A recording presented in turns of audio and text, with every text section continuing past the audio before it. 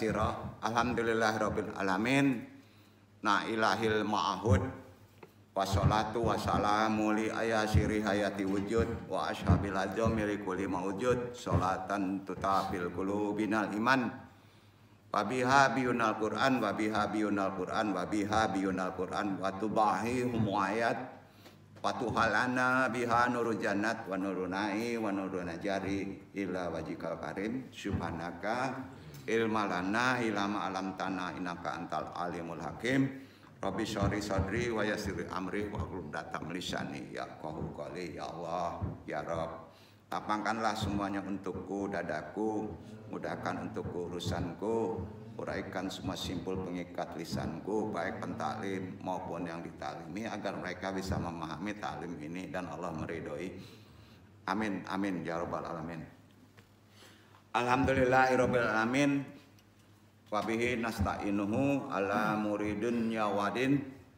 Wassalatu wassalamu ala israfil anbiya wal mursalin. Wa ala alihi wa sahbihi ajmain. Hadirin yang berbahagia, pada kesempatan hari ini tajuk taklim kita setelah disebut tadi akan kita bahas. Kita tetap kajinya dengan kajian Pak Alam An-Nahu terkait dengan mukjizatul Quran dan zikir. Amma ba'du. Kita pahami dulu konteks zikirnya ya, konteks mukjizatnya, supaya zikir kita memahami apa itu mukjizat ya. Mukjizat bukan punya kita ya. Mukjizat itu hakikatnya dari Allah kan. Tapi kita harus memaknai, memakrifatinya. Mukjizat itu dari kata azaza. Azaza. Artinya lemah. Nah, jadi arti mukjizat itu lemah. Maksudnya melemahkan. Kalau mukjizat ada itu melemahkan orang. Akhirnya orang ikut. Jadi konteksnya kalau di manusia biasa itu merupakan yang disebut kekaromahan ya. Nah, kalau di benda-benda lain itu sesuatu yang tidak normal, tidak lazim. Awan seperti huruf apa Allah, pohonan seperti kalimat thayyibah la ilaha illallah, itu kan sering melihat. Sangat gampang kita cari. Apakah itu mukjizat? Bukan. Itu bukan mukjizat. Mukjizat itu intinya itu kata benda ya, aja melemahkan orang. Jadi mukjizat dikeluarkan itu harus ada orangnya yang memberi mukjizat. Itu orangnya biasanya nabi ya, karena nggak ada di manusia biasa ya. Kalau di manusia biasa itu karomah beda, levelnya beda. Tidak untuk umum kalau karomah ya, tidak untuk umum. Kalau nabi untuk seluruh umat, maka dia melemahkan orang itu. Karena dia hanya dengan mukjizat itulah dia tunduk. Jadi mukjizat itu tidak bisa disandarkan kalau tidak ada manfaatnya untuk orang lain. Yaitu mukjizat. Kita pahami. Jadi arti mukjizat itu tadi udah paham ya. Lemah. Nah, bermakna membuat pihak yang dihadapi menjadi lemah. Nah, antum memahami konsep mukjizat tidak dimakrifati, antum tidak akan mengerti mukjizat. Padahal mukjizat itu tiap hari ada. Pohon yang normal, manusia yang normal, yang natural itu mukjizat. Itu yang mukjizat. Jangan dibalik. Yang aneh, yang bisa terbang, yang bisa jalan di air itu mukjizat katanya. Itu salah. Pola berpikir kita tidak begitu. Maka kaji torekot, kaji tasawuf itu agak bingung, sering terbalik kayaknya. Makna kita sering terbalik. Nafsu itu menutupi hal yang bukan mukjizat jadi mukjizat. Padahal yang mukjizat itu yang natural. Iya kan? Nah, jadi di sini yang perlu Anda tunjukin dulu supaya kita tidak aneh. Tidak aneh melihat sesuatu yang sepertinya seolah-olah bisa di-share kan. Itu laku ya. Mukjizat tuh. Enggak boleh pula begitu. Nah, ini pentingnya kita melakukan zikir. Ya, zikir itu ada kaitan dengan mukjizat loh. Ya. Karena yang bisa zikir itu kan manusia. Ya. Kalau yang lain bertasbih dengan bahasanya. Manfaat zikir nanti kita pahami lebih dalam lagi. Dan kegunaannya beruntung antum. Zikir tadi itu beruntung antum. Demi Allah. 1000 antum membunuh orang. 1000 kali antum berzina hanya dengan tadi. Diampuni tobatnya. Itu kelebihan la ilaha illallah. Nah banyak orang di luar nggak yakin. Sayangnya zikir melalui talqin. Itu harus ada guru berjamaah. Itu kelebihan. Jadi kalau udah kebangetan deh punya dosa, udah deh ngumpul di majelis taklim. Lakukan tobat, insya Allah diampuni. Karena luasnya ampunan itu, kalau sudah dengan la ilaha illallah, baru Allah punya otoritas untuk memaafkan. Baru kita melakukan tobat. Tapi jangan lupa otoritas diambil, yaitu dengan zikir al-haq, zikir tahlil, zikir thayyibah. Itu disebut zikir al-haq. Nah itu apa? Gampang kan? La ilaha illallah. Nah sekarang ikhwan Andung yang ada di sini, Andung berikan suatu ijazah. Bukan karena di sini pinter, ada hak untuk mengamalkan. Kalau kita berbuat dosa, lakukan zikir dulu dengan amalan metode Qadariyah, wan naksabandi. Amalkan di rumah. Karena manusia tidak luput dari kesalahan kan? Apa aja. Nah, lakukan zikir cukup 56. Tadi 56. La ilaha illallah. Baru antum cukup istighfar, ya Allah ampuni dosa saya. Walaupun dengan bahasa ibu, maka insya Allah hadis sahih antum diampuni. Baik pun itu dosanya 1000 kali antum bunuh orang. Begitulah Allah kasih sayangnya. Jadi ada syarat tobat itu. Diambil otoritas Allah dengan zikir 56 kali, ya. Nah, itu ada amalan yang tidak sama dengan waktu bermajelis istighosah, tidak sama. Ya. Makanya hari ini itu sudah apa yang disebut taklimnya, niat kita ada 2. Ilmu dan barokah. Ya. Kalau kemarin ilmu, tapi sekarang ilmu dulu. Jadi kalau taklim datang kemari antum meminta barokah salah. Antum kemarin minta ilmu, amalan tanpa ilmu nol. Makanya datang taklim ilmu niatnya. Ya, zikir tadi kan dipenggal nih. Ya, zikir tadi, anu yang nuntun itu kan imam yang menunjukkan. Itu barokah. Nah, sekarang baru nawaitunya kita sama-sama, ya Allah, mudahkanlah, lapangkanlah Robi sori wa yasir amri wal qudatam lisani ya qauli. Mudah-mudahan ilmu ini menjadi bekal untuk kita bisa mengamalkan. Nah, itu dasarnya. Paham ya? Nah, kita bahas lagi pengertian mukjizat. Ya. Jadi arti mukjizat tadi sudah disebut lemah. Maknanya membuat pihak yang dihadapi menjadi lemah. Ya. Dan tidak mampu menandingi apa yang dibuat atau kejadian yang sudah diciptakan. Semua orang dibuat tunduk dengan bukti mukjizat. Ya. Perhatikan zaman Nabi Musa. Tongkat. Sampai-sampai ahli sihir pun masuk Islam. Bingung tuh. Ya, nggak ada itu di karomah. Karomah misalnya antum bisa terbang, kalau orang biasa, itu pakai sulap mah, asik gitu kan, nggak akan menentukan. Beda dengan mukjizat, ya. Sayangnya mukjizat nggak ada lagi, ya kan, nggak ada lagi. Nah jangan sampai kita menyandarkan mukjizat kepada yang tidak mukjizat. Pas antum melihat tsunami, mukjizat Allah. Pas antum melihat huruf lapat Allah di atas, mukjizat Allah. Kurang berilmu namanya. Paham ya? Mukjizat itu pasti menundukkan, pasti menundukkan. Maka bersyukur banget ya, kita ini masih beriman kepada Nabi, ya, bersyukur benar, ya.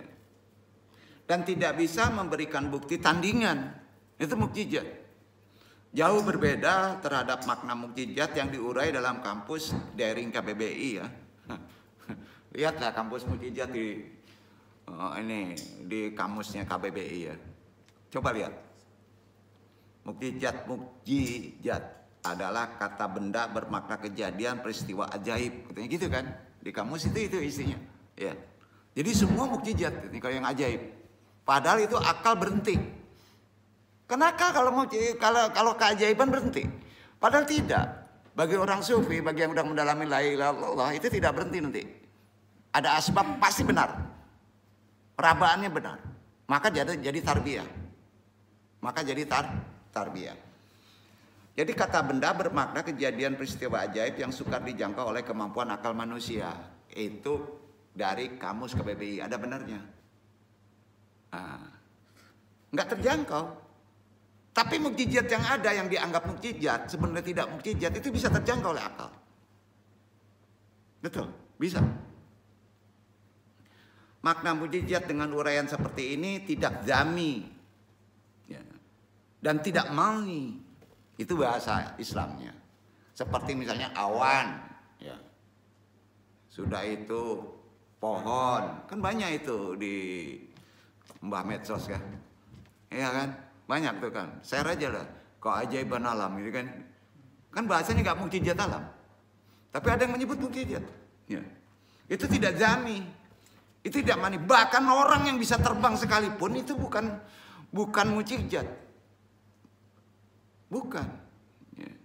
Karena akan mencakup kejadian yang majami dan mani itu perbuatan di luar kemampuan akal manusia, umumnya seperti yang dilakukan para pertapa, pesulap, penyihir. Ya. Mukjizat dalam konteks Islam memiliki karakter syarat-syarat tersendiri dan harus dimakrifati. Ya. Mukjizat adalah suatu benda yang diadakan, ini bahasanya ya, yang diadakan atau kejadian yang diberikan kepada manusia dalam rangka menjadi dalil yang bersifat kebenaran dan memaksa.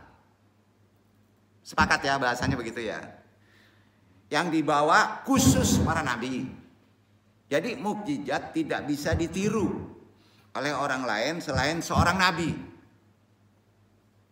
Jadi mukjizat bukan hanya sekedar benda atau kejadian luar biasa seperti yang biasa dilakukan para pertapa. Tidak bisa disamakan dengan begitu. Misalnya ada seorang bertapa tahunan nih, ya. Kemudian dia mampu berjalan di atas air umpama beberapa meter tanpa alat bantu, bisa terbang ke awang-awang tanpa penyangga, dikubur hidup-hidup berapa hari di dalam tanah, dan berbagai hal luar biasa lainnya. Itu semua tidak bisa disebut mukjizat. Tidak. Ya, Iwan, jangan sebut mukjizat. Berarti antum nggak berilmu. Nggak enak kan kalau disebut nggak berilmu. Ya. Suatu benda atau kejadian tersebut mukjizat jika memenuhi syarat-syaratnya secara Islam, secara Quran, secara Sunnah. Ya. Pertanyaannya, Iwan Yudi punya pistol tembak ini, dar orang itu hidup. Mukjizat bukan? Bukan. Walaupun dia hidup, bukan. Ada faktor lain itu. Ya. Nah, sekarang zaman revolusi dulu misalnya, ada orang nggak mempan ditembak kan gitu, mukjizat katanya. Salah, berarti antum nggak berilmu. Makanya sering ketawa itu ulama dulu, karena mukjizatnya stop, hanya ada di Nabi ya. Orang menyebut bilang korekulil adat, ada kelainan di adat, tadi itu bisa dipikirkan, bisa aja kan nggak kelihatan dengan penghalang kan, mata kita nggak bisa. Kalau pakai jin gimana? Jin yang lagi stop peluru katanya. Itu kira-kira gitu ya. Nah, sulap itu ada kayak gitu. Nah, hati-hati itu kuatnya sihir begitu. Menggeser makna yang hakiki. Nah, ini kan perlu Andung sampaikan dalam konteks sekarang. Takut terkecoh. Ya. Jadi untuk demi membuktikan kebenaran bahwa dia adalah pembawa pesan dari Allah, maka Allah menurunkan mukjizat dan tidak bisa dibantah. Ya. Kalau zaman sekarang orang yang ngerti cerdasnya akal, pas ada orang melakukan keanehan, sering dibantah nggak? Sering kan? Walaupun luar biasa. Beda dengan dulu beda. Ya kita sayangnya nggak ketemu dengan Rasul kan, bukan zamannya. Itu nggak bisa dibantah. Nggak bisa dibantah. Mau kebantah gimana pas dipukul tongkat ke air, tetang belah. Laut tuh bisa jalan lagi, mau dibantah gimana? Pasti tunduk orang kan? Nah itu bedanya mungkin. Ada nggak sekarang? Nggak, di stop pesawat terbang, stop gitu, berhenti dulu sebentar. Sudah diturunin balik lagi mundur, bisa nggak? Nggak ada kan?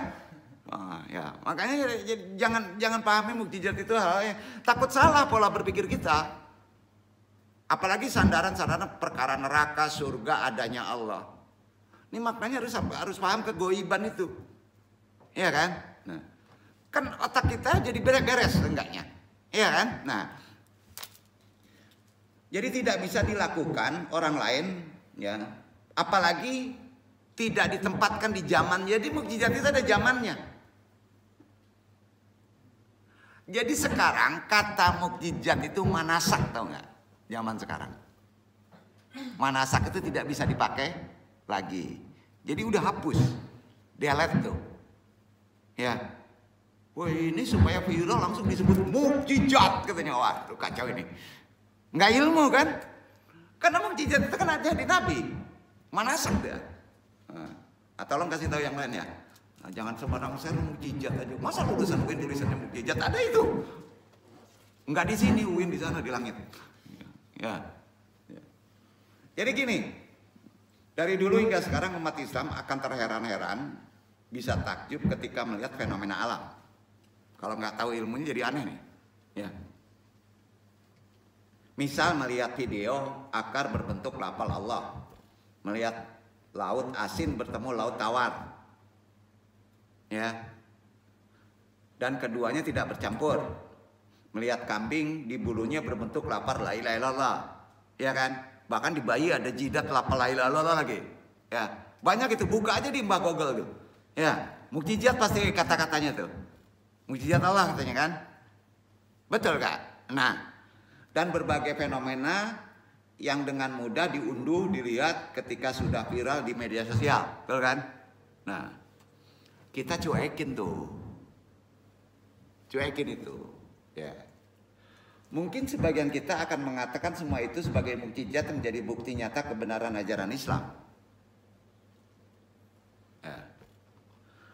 Ada yang menyebutnya bahwa sebenarnya bukan hanya yang terlihat berbeda dari kondisi normal yang berhak disebut mukjizat Allah. Ini ilmu nih. Tapi pohon yang normal, ya, normal biasa pohonnya ya. Manusia yang normal kakinya 2, enggak 3. Tangan 2, ya. Ada hidung ada. Itu yang normal kata Allah. Yang natural itu yang normal. Itulah yang mukjizat. Bingung. Terbalik enggak? Ya. Yang jalannya di tanah itu yang mukjizat. Yang jalannya di air itu orang gila. Kapal itu namanya. Betul kan? Coba luruskan tuh. Dalil akalnya kan begitu. Ya, Quran menuntut begitu loh. Ini Anda lurusin gak di sini aja nih, yang lain ya. Karena banyak ibu-ibu terkesima dengan medsos. Ya, hati-hati ulama ya. Yang mukjizat itu yang normal. Coba renungin deh. Itu yang mukjizat. Pertama coba kita telaah lagi ya pola berpikir kita secara benar, secara tuntunan Islam supaya jernih ya. Secara kecerdasan akal manusia normal ya. Apakah pohon yang berbentuk lafal Allah, membentuk asma Allah, akar yang berbentuk la ilaha illallah dan semacamnya bisa disebut dengan mukjizat? Jawab. Sekarang udah tahu tidak. Tidak. Yang normal itu yang betul. Kita beladang misalnya, ada pohon pete, tahu-tahu berbentuk akarnya seperti huruf Allah gitu kan. Jangan ditebang, jangan diambil. Ini mukjizat Allah ini, berkahnya di sini. Dosa itu, salah itu, hati-hati, nggak boleh itu. Itu banyak orang kayak gitu tuh. Wah, ini ada dukun kecil dengan batu jadi kacau nih kan. Dianggap mukjizat, salah. Bukan begitu. Mukjizat itu manasak, habis. Ya, habis. Tambahan yang ngaji dia enggak kan? Apakah pohon yang berbentuk lafal la ilaha illallah semacamnya bisa disebut mukjizat? Tidak. Kedua, apakah lebih dari itu bahwa pohon, akar, daun semuanya ciptaan Allah? Yang normal itu, renungkan lebih dalam, telah. Itu kan ciptaan Allah. Ciptaan Allah mengendaki kesempurnaan kan? Iya kan? Nah, ciptaan Allah itu mengendaki kesempurnaan. Kalau antum berjalan di atas air, berarti ada sesuatu ketidaknormalan. Allah suka nggak?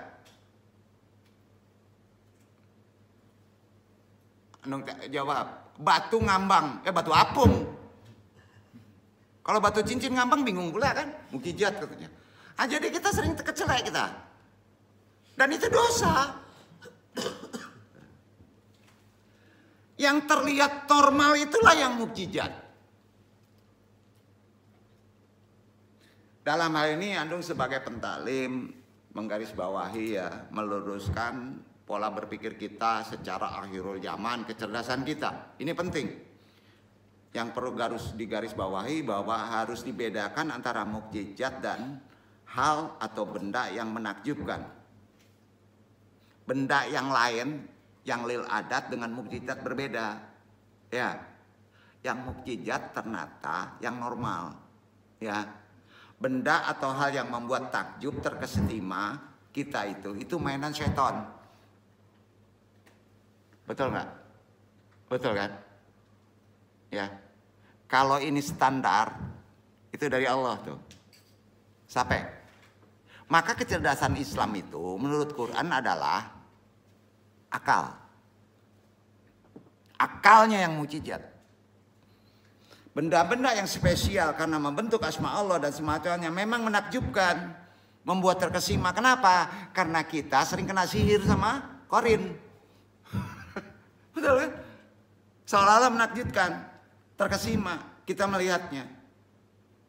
Tapak jalak ya, di dalam lagi garisnya itu, batu cincin. Wah, terkesima, udah dibeli mahal.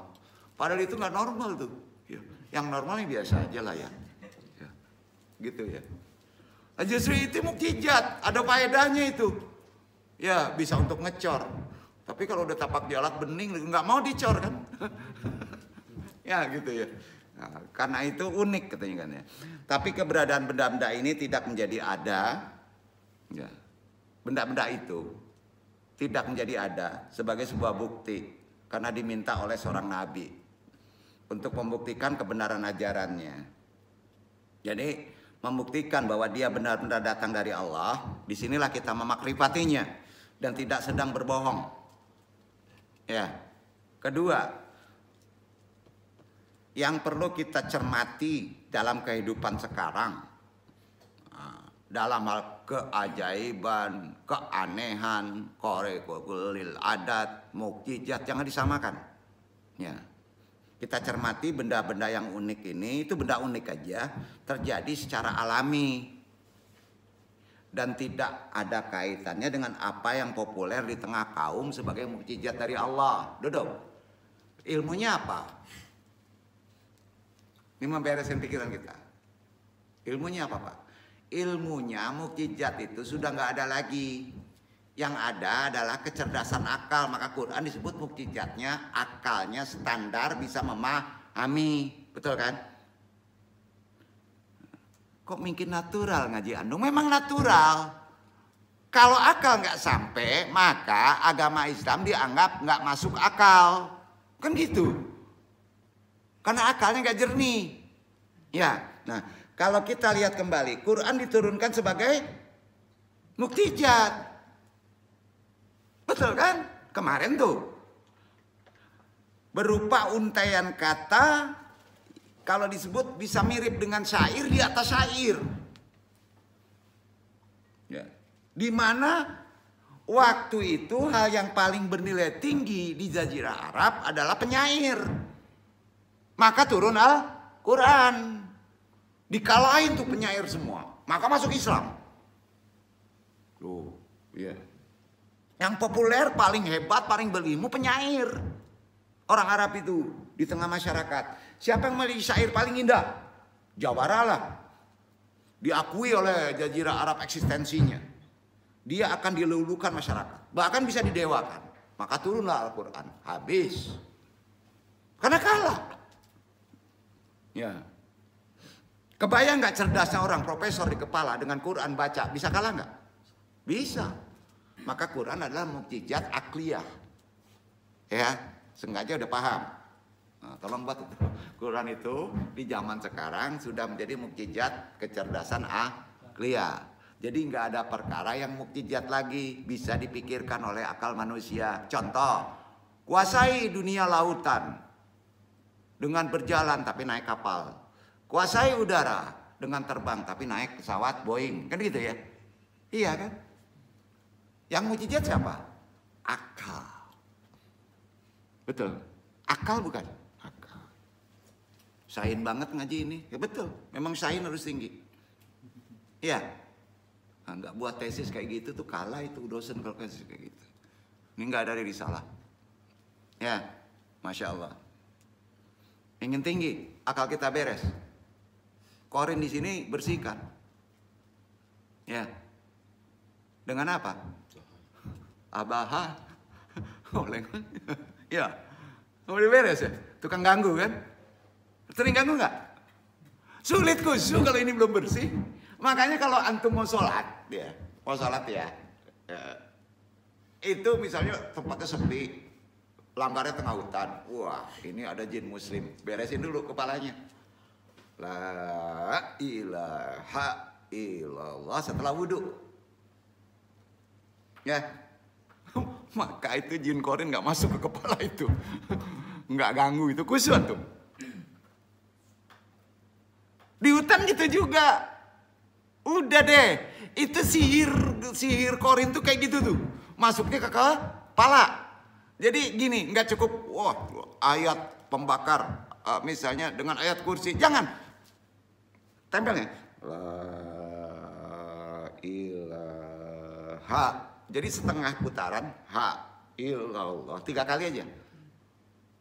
Ya, antum sadar tuh, nggak masuk bunian, nggak kelelep. Nggak ketakutan. Ini aneh. A'udzubillah minasyaitonirrajim. Itu untuk orang yang terkebiri. Makamat kita udah beda. Kita menutup hijab masuk ke kepala. Berubah lagi amalan. Ya. Siapa yang sering ke hutan? Oh, pasti Ikhwan Yudi ini. Jangan istighfar. Udah nggak saatnya. Udah beres. Thayyibah aja. Thayyibahnya jangan nafi isbat ya. Nafi isbat ke dalam. Ke tubuh. Tapi kalau kepala itu kan dari luar sering masuk. Ya. Ilaha. Pelan-pelan. Illallah. Pas otoritas Allah di sini, dia kabur tuh yang di luar.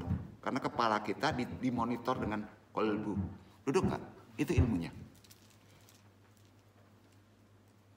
Ternyata nggak tahu aja. Ya, betul kan? Logika kita nih mah nggak? Awal, maka lakukan aja dulu. Udah putar-putar aja dulu. Ini zikir sesat nih kata orang, nah enggaknya pusing, biarin aja, biarin aja. Jadi kalau punya jemaah, udah zikirnya dari sini sama-sama bertiga, putar kepala, tetap nggak mempan orang lain itu. Karena nggak ada talqin. Maka imam yang melakukan cukup sendiri, maka beres semua umat. Kalau satu batalion tuh beres tuh. Nah, kalau ada militer, Anda bicara militer.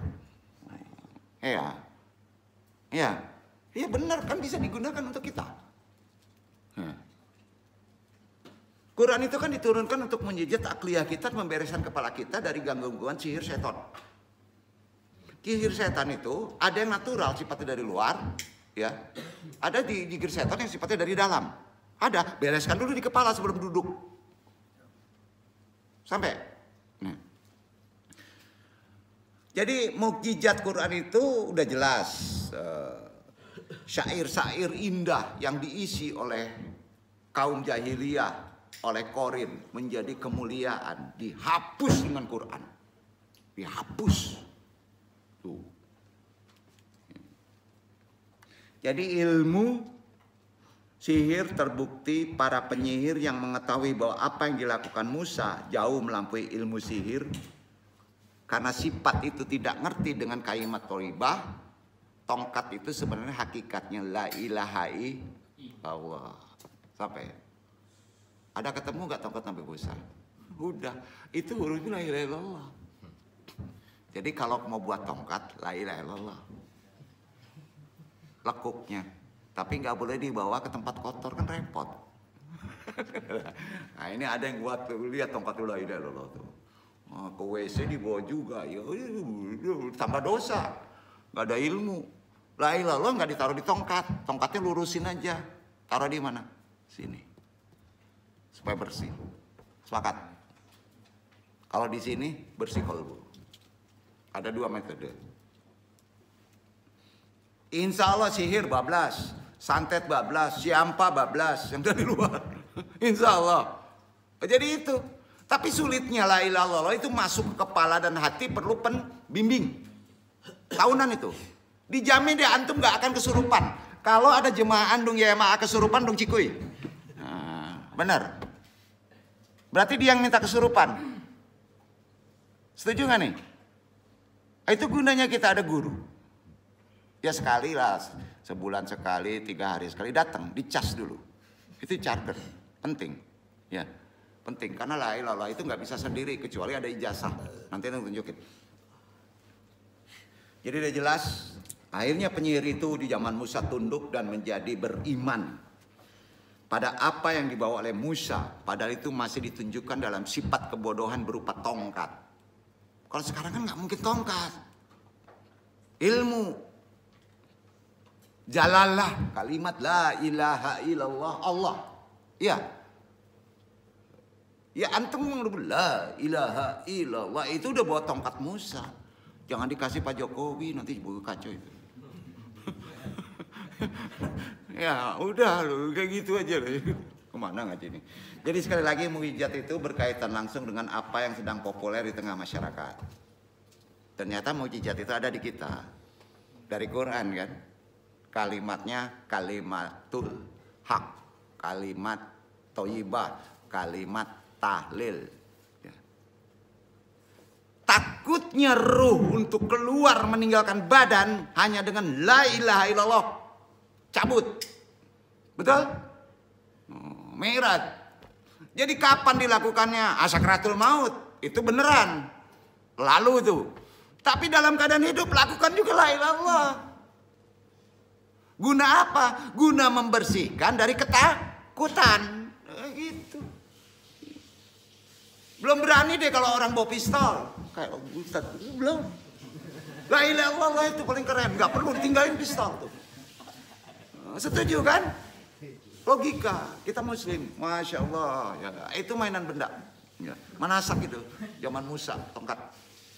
La ilaha illallah kuatkan. Jadi pistol itu kalau dikirim pistol untuk ditembak kena sasaran itu la ilaha illallah pelururnya la ilaha illallah la ilaha illallah ada kan ke peluru tuh. Kok disebut tuh ya. Tapi dengan putaran tadi ya yang jahat ya. Yang jahat ya. Duduk. Panah, anak panah gitu.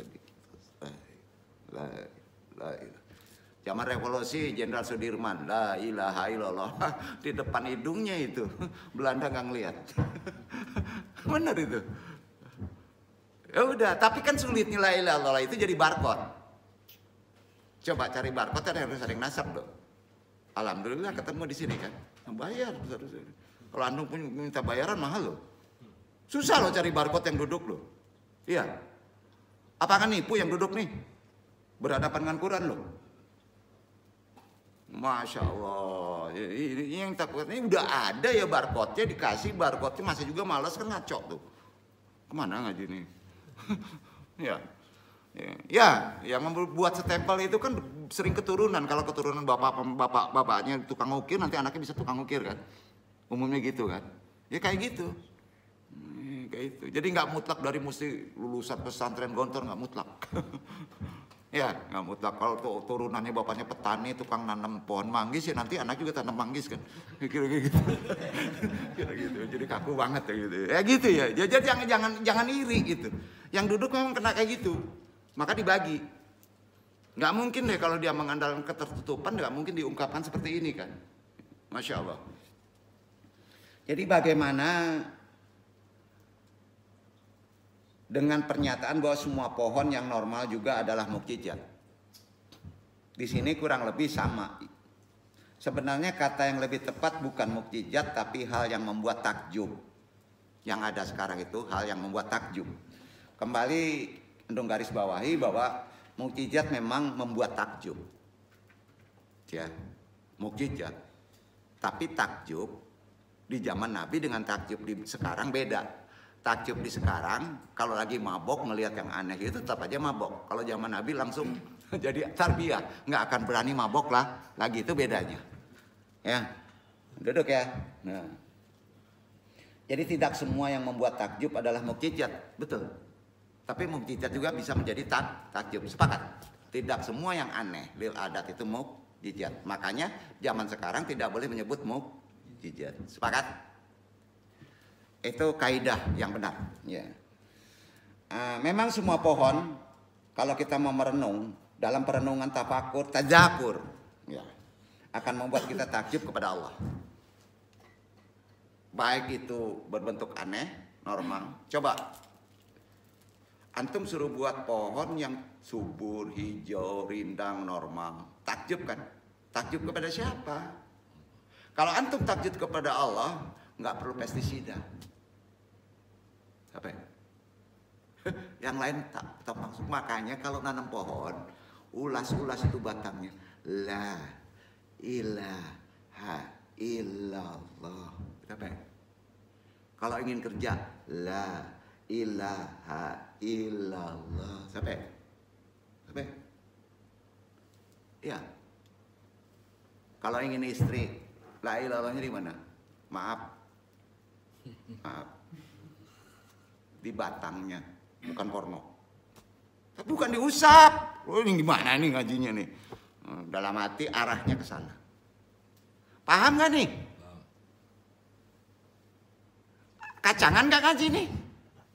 Nah, cuman susahnya memakai la ilaha illallah itu kan tadi harus ada barcode-nya. Kan itu aja, semua tahu. Ini kan di-share nih. Silakan amalin. Ada nggak kena talqin? Itu malas juga sih. Iya, repot. Bersyukur deh. Walaupun niat kita nggak lurus kemari, nanti dong talqin pelan-pelan. Ya, Masya Allah. Jadi udah jelas, semua pohon landasannya tafakur kita, baik itu yang bersifat aneh lil adat maupun yang sifatnya normal, ujungnya membesarkan Allah. Betul? Apa aja? Karena kita nggak mungkin bisa membuat pohon manggis. Setuju? Mukjizat nggak? Mukjizat kan? Jadi ada kosakata yang lebih tepat, yaitu semua ciptaan Allah adalah tanda-tanda. Naik lagi nih. Pohon, batu, sungai, buah, tanda-tanda Allah ada. Naik lagi kan? Tanda-tanda Allah ada. Di mana? Di situ. Kalau Allah ada di situ, antum bisa buat jahat nggak? Antum bisa buat jolim nggak? Itu ihsan. Jadi ihsan bukan waktu sholat aja. Nyangkul juga Allah ada tuh di depan tuh. Di batu itu. Karena maha besarnya Allah, maha meliputinya Allah, Allah tetap satu. Itu itikad. Coba praktekkan kayak gitu. Enggak selamat antum potong telinga dong. Gampang kan ngomong begitu. Nah, ini yang ditekankan tuh. Di mana aja. Gelap itu mainan setan. Siampa mainan setan, walaupun ada siampanya. Amuba, semua tetek bengek, hama, mainan setan itu. Kalau Allah mengakui ada, udah deh. Tunduk tuh semua. Logika kita terima nggak? Karena dia yang menciptakan itu. Ayo, benar kan nih? Nah, itu perlu ditalkin. Jadi udah jelas. Kosakata mukjizat itu harus kita pahami dalam konsep kehidupan sekarang. Ternyata itu adalah Allah ada. Kan artinya udah tahu. Fa'lam annahu la ilaha illallah. Yang ada Allah, yang lain gak ada. Kekuatannya gak ada. Nah itu kan itikadnya harus diyakini. Iya. Ini andung nyinyi nih.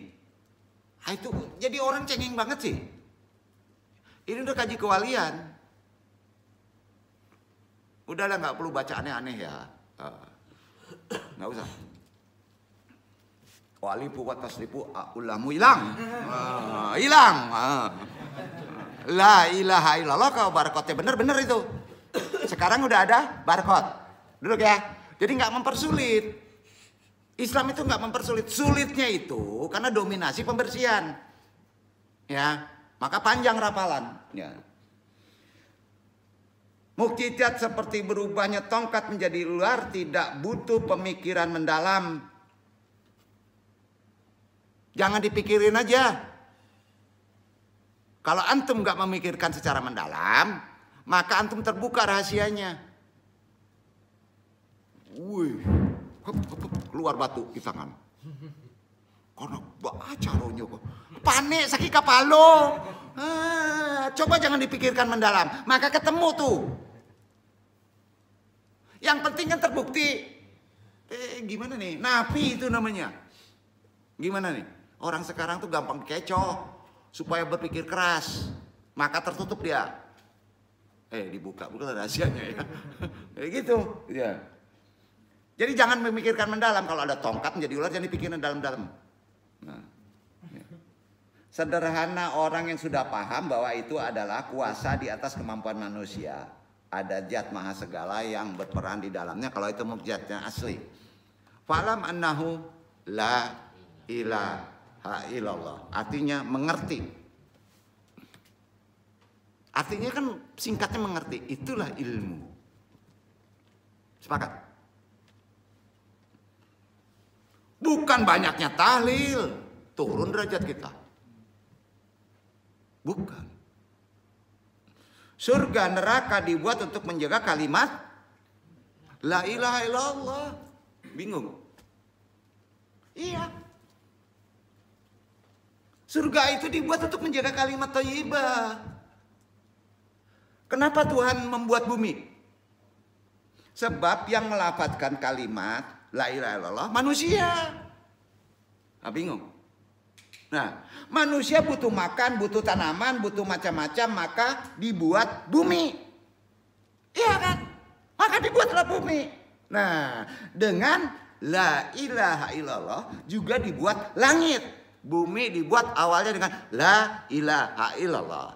Langit dibuat awalnya dengan la ilaha illallah. Kekuatan pembentukannya nur hakikat Muhammad. Di aras tulis tuh Nabi Adam ngelihat. Ada di Quran, ada di hadis. Salah nggak tuh? Ini nggak kedengeran di masjid, di surau kalimat jahar la ilaha illallah udah mulai nggak kedengeran, tak ada kiamat. Udah kita yang pakai. Di sini hampir seminggu 3 kali la ilaha illallah. Ya, ambruk nggak tempat ini? Ambruk nggak? Subur tuh kecoa. Bersihin. Bersihin apa? Bersihin yang kotoran. Jangan diinjak. Jangan-jangan Allah nyuruh ya. Iya kan? Kalau nggak ada kecoa busuk rumah tempat tuh. Ya, coba berpikir jernih. Ya, Masya Allah. Itu banyak Aceh itu ada maksud ya. Di ladang ya. Jangan main bunuh aja ya. Ya Allah kasih saya hikmah. Kenapa cotokkan kaki saya ya? Hunut nafs. Nggak boleh ada nafsu. Nggak boleh tanduk. Sampai besok jahat ya. Makanya ngusir jin itu, ngusir bagu itu, ya, itu jangan dibakar, supaya jangan ada dendam. Ngajinya aneh ya. Jangan dibakar. Nah duduk masih salah juga main bakar aja, kan kacau itu. Nggak bisa. Nggak duduk, jangan. Pasti ada manfaatnya. Benar, pasti ada manfaatnya. Korin kan ada manfaatnya. Kalau nggak ada manfaatnya, antum nggak akan bisa nyanyi. Kemana ngaji nih? Kira-kira gitu deh. Takjub, ya. Menakjubkan ciptaan Allah itu. Ya. Jadi sudah jelas ya.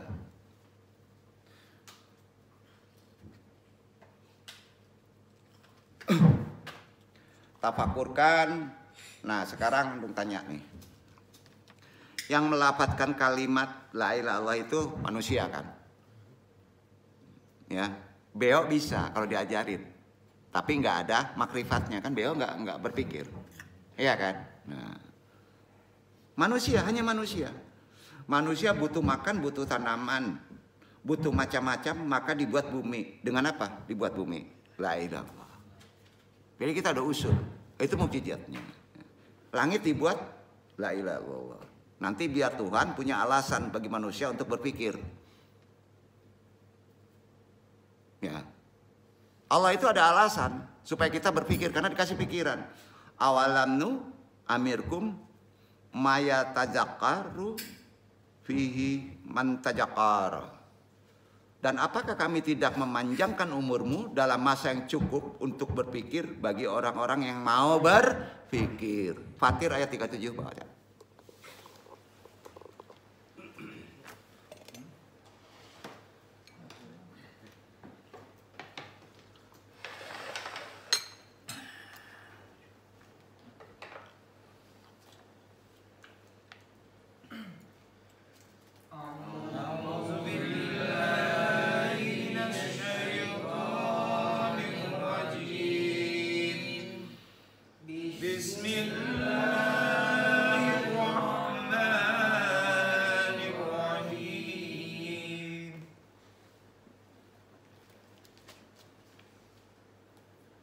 Fatir ayat 37.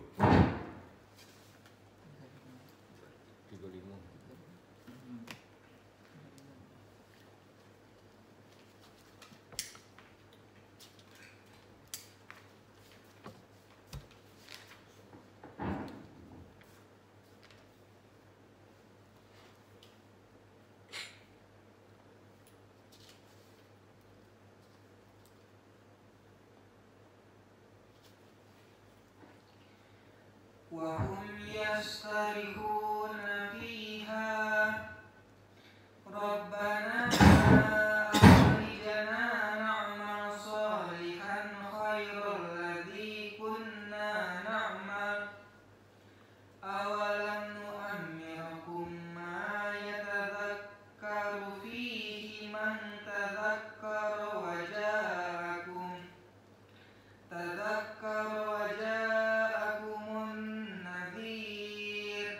فذوقوا فما للظالمين من نصير. Dan mereka berteriak di dalam neraka itu, ya Tuhan kami, keluarkanlah kami, niscaya kami akan mengerjakan amal yang soleh berlainan dengan apa yang telah kami kerjakan. Dan apakah kami tidak memanjangkan umurmu dalam masa yang cukup untuk berpikir bagi orang yang mau berpikir? Dan apakah tidak datang kepada kamu pemberi peringatan? Maka rasakanlah azab kami. Dan tidak ada bagi orang-orang yang zalim seorang penolong pun. Ini amalannya itu ada amalan 7 kan? Ya Rabb. Kapan diamalkan itu? Seandainya kamu di kebun, seandainya kamu di pasar, melihat sesuatu yang berlainan dari hal kenormalan. Sampai nggak? Misalnya maaf di kebun judi, tahu-tahu kelihatan jin. Ya, pas kelihatan baca dulu penggalan ayat itu. Ya Rabb. Kemudian bereskan apa? La ilaha illallah. Pertama keutamannya dia akan hilang. Kedua, dia akan ditundukkan. Apa aja yang kelihatannya aneh, jangan menyebut yang mukjizat ya. Melihat ombak besar, melihat sesuatu yang sifatnya unik, itu amalannya. Dibaca di 37 penggalannya ya Rob dimulainya. Kan ada ya Rob. Ya, sudah itu langsung talkinkan kepala kita sendiri.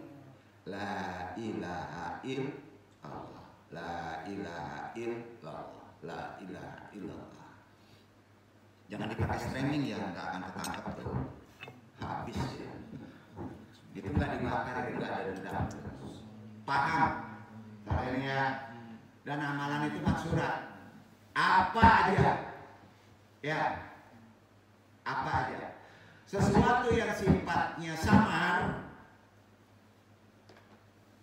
Contoh, antum punya rumah makan, nggak laku-laku, yang lain laku, berarti kan nggak terlihat secara jelas sebabnya. Amalkan tuh. Gempur kepala, la ilaha illallah. Geser waktu, insya Allah penyakitnya tahu.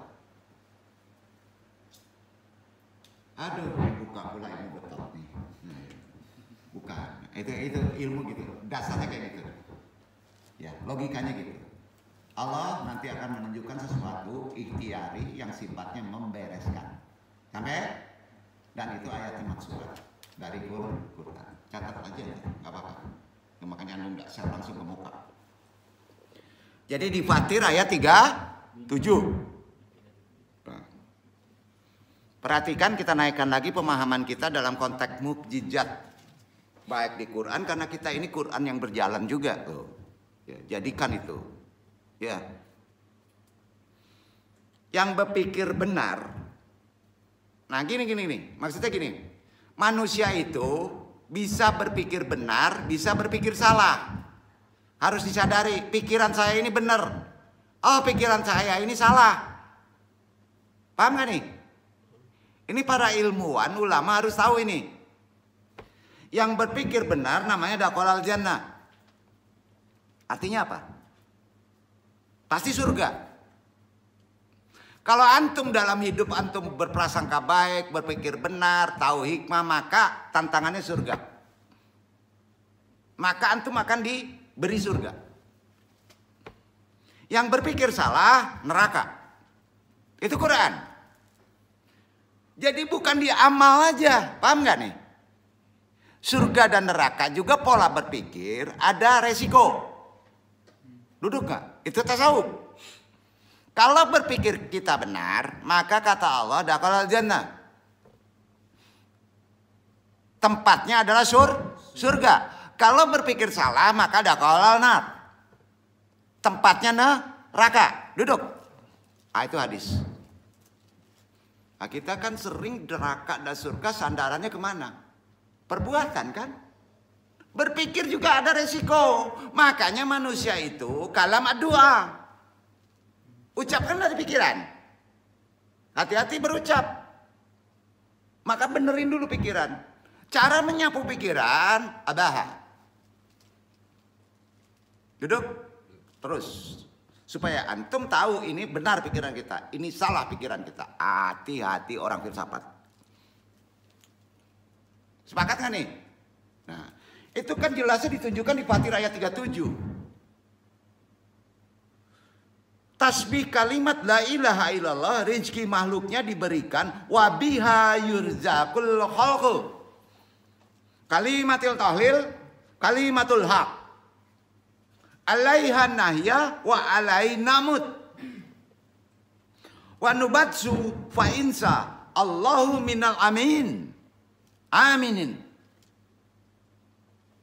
Semua manusia baik muslim maupun kafir tetap diberi rezeki, setuju? Begitu sayangnya Allah, biar manusia punya waktu berpikir. Supaya manusia ada waktu berpikir, memilih jalan yang benar dan salah. Karenanya dikasih rezeki, baik itu jelek atau baik. Supaya kita bisa berpikir, memilih jalan ini benar atau salah. Maka hati-hati berpikir. Berpikir benar, maka hukumnya dakhalal jannah. Ya, sering ngeres nggak? Oh, dinasehati marah, nggak ngaji-ngaji, kan ngaco ini. Dakhalal, mudah-mudahan doain dakhalal jannah, kan gitu. Ya. Jadi semua manusia baik muslim maupun kafir tetap diberi rezeki, biar manusia punya waktu berpikir, memilih jalan yang benar dan salah. Duduk. Itu makna kenapa Allah ngasih rezeki juga bagi orang yang cingkaha. Ya, supaya tahu dia berpikir ini benar ini salah. Yang berpikir benar kalimat la ilaha illallah, maka diberi surga.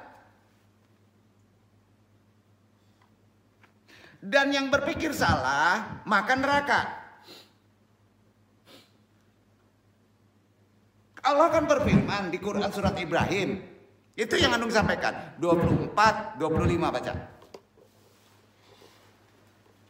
Ini menyapu pikiran dengan makrifat ya.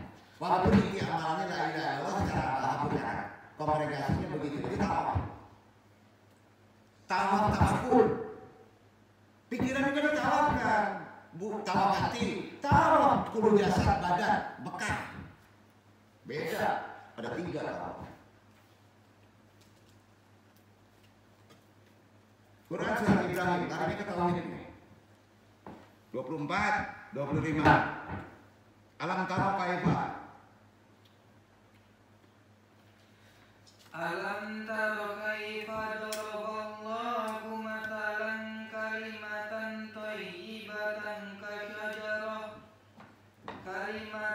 thayyibatan kasyajaratin thayyibatin asluha thabitu wa far'uha fis sama' tu'ti ukulaha kullahinin bi'idni rabbiha wa yadribullahul amthala linnasi la'allahum yatadhakkarun.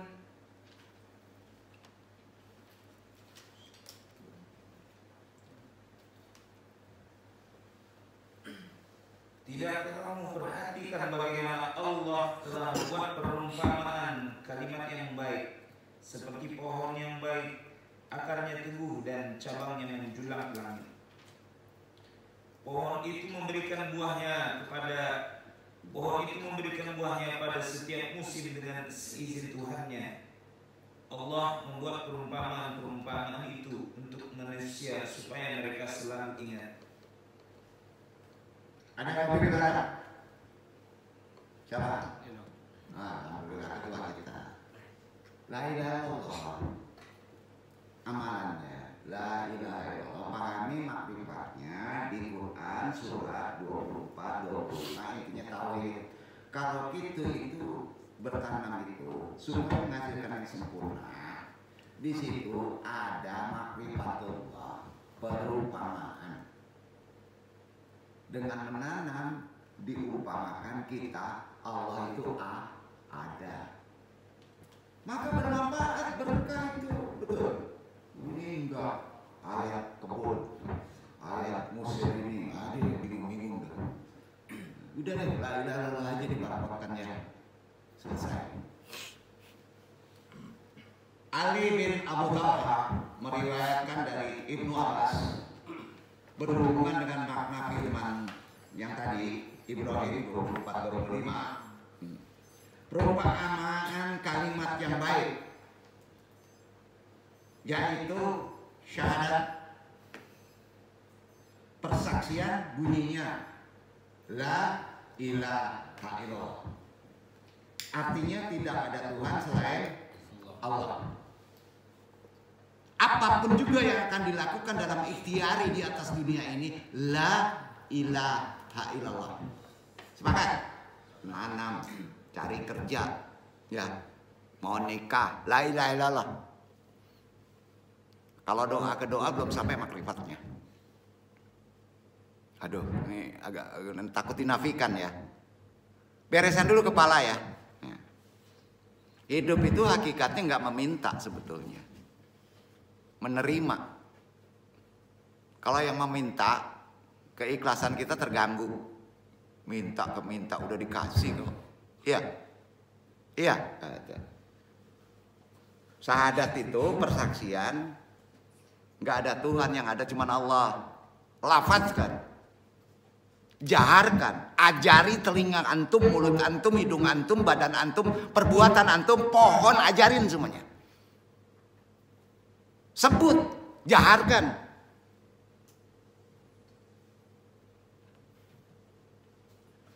Itulah yang disebut mukmin sempurna. Karena akarnya akan teguh.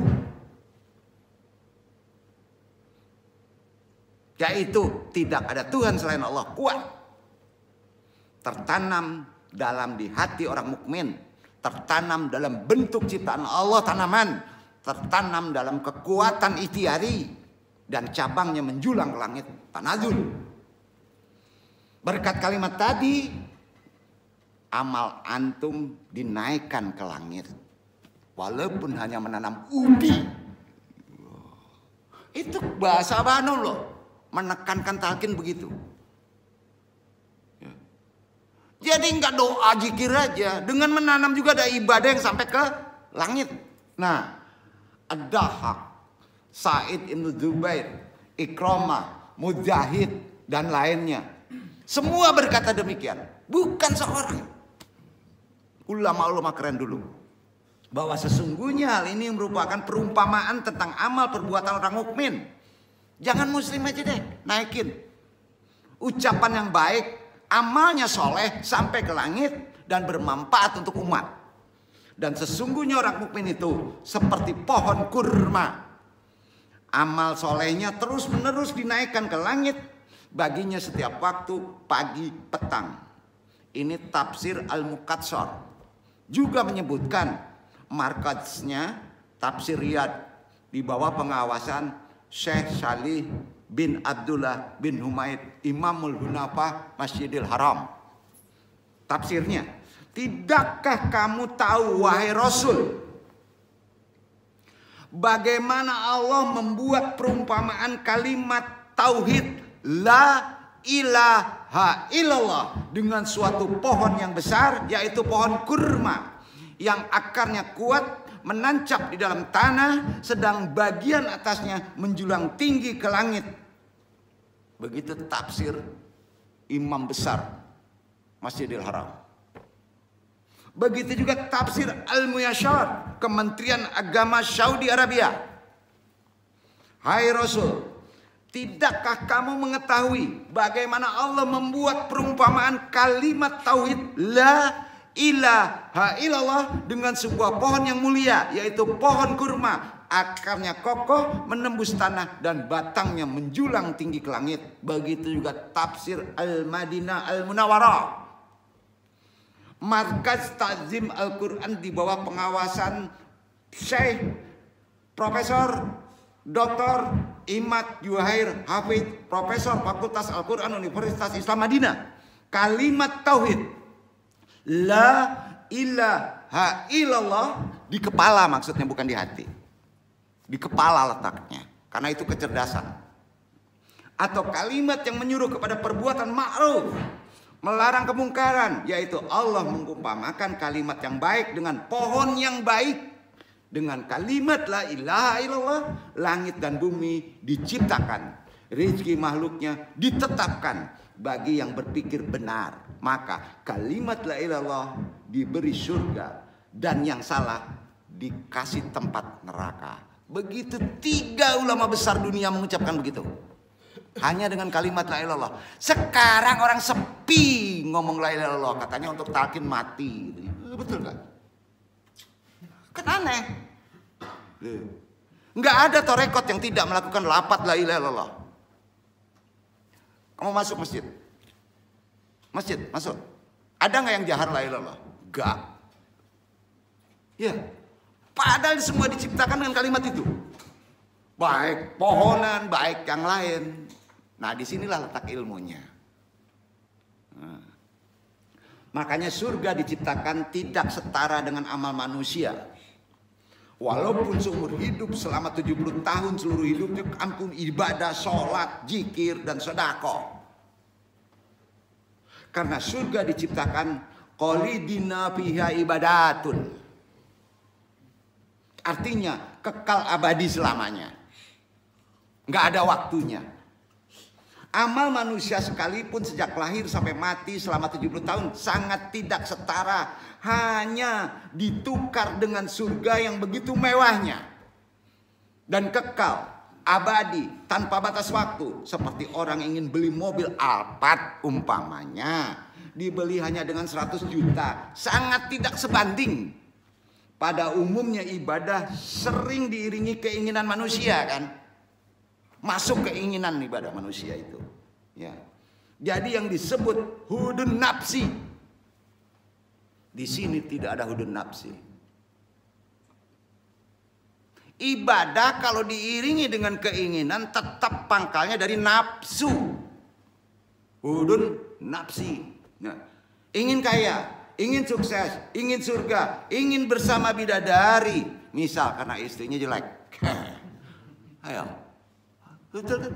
Saat di dunia ingin bertemu bidadari di surga, atau karena hidupnya miskin saat di dunia sehingga ingin dapat balasan surga, atau sangat ingin kaya, ingin bersama 70 bidadari di surga dengan makanan yang sangat mewah yang tak pernah ada di dunia. Semua keinginan manusia dalam ibadah tersebut tetap masih tergolong ibadah yang rendah. Itulah ibadah hudun nafsi.